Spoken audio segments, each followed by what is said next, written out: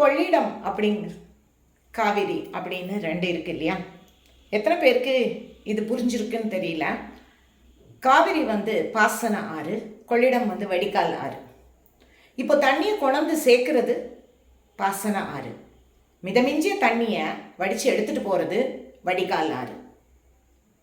எவ்வளோ டெக்னாலஜிக்கலாக அவங்க யோசிச்சுருக்காங்க. சோழர்கள் தான், வேற யாரு? இப்போது ஆற்றுல தான் இப்படின்னா வாய்க்கால்லையும் இப்படி இருக்குங்க. அது என்னன்னாக்கா பாசன வாய்க்கால் தனி, வடிகால் வாய்க்கால் தனி. இப்போது இந்த பாசன வாய்க்கால் அப்படிங்கிறது வயல்வெளியை விட ஒசரமாக இருக்குது.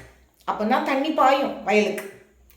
அதே சமயம் வடிகால் அப்படிங்கிற வாய்க்கால் கீழே இருக்குது, ஒசரம் கம்மியாக இருக்குது, ஆழமாகவும் இருக்குது, அகலமாகவும் இருக்குது. ஸோ தட் ஈஸியாக தண்ணி வடிஞ்சிரும். ஏன்னா தண்ணி அங்கே கட்டி கிடந்தால் பயிர் நாசமாக போயிடும்.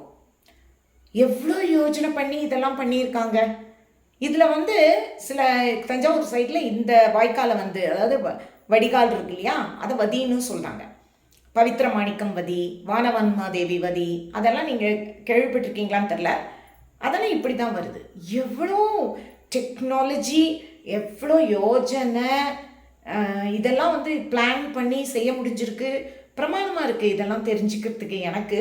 உங்களுக்கும் அதே மாதிரி ரொம்ப சர்ப்ரைசிங்காக இருந்தால் எனக்கு சொல்லுங்கள். நன்றி.